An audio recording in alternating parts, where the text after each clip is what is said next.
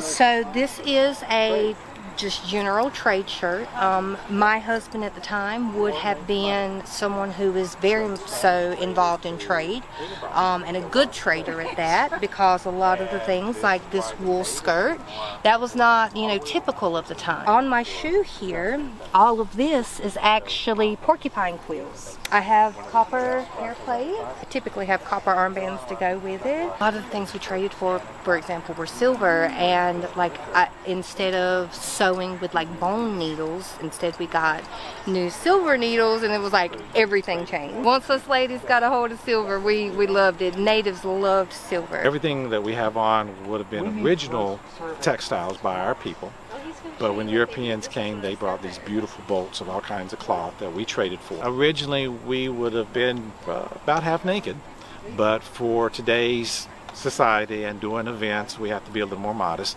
There are some reenactments and living history where some of our people will go shirtless and maybe even pantless with just some leggings and maybe just a breechcloth.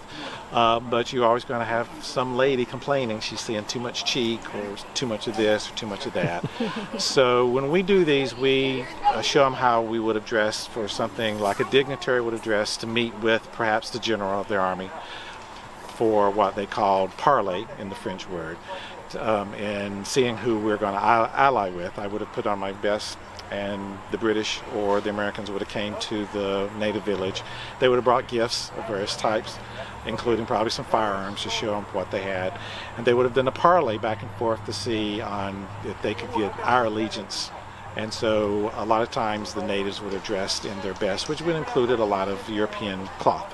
And by now, we were heavily Europeanized with trade cloth from the Europeans, specifically the bright cottons that came from India and China, silk, linen, wool from Scotland and England, and the trade silver made by the silversmith that we really, really liked.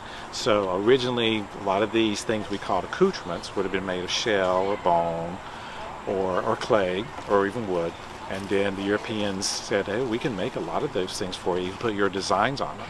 So we switched over to the armbands. Instead of being leather, are now silver. The wristbands are now silver.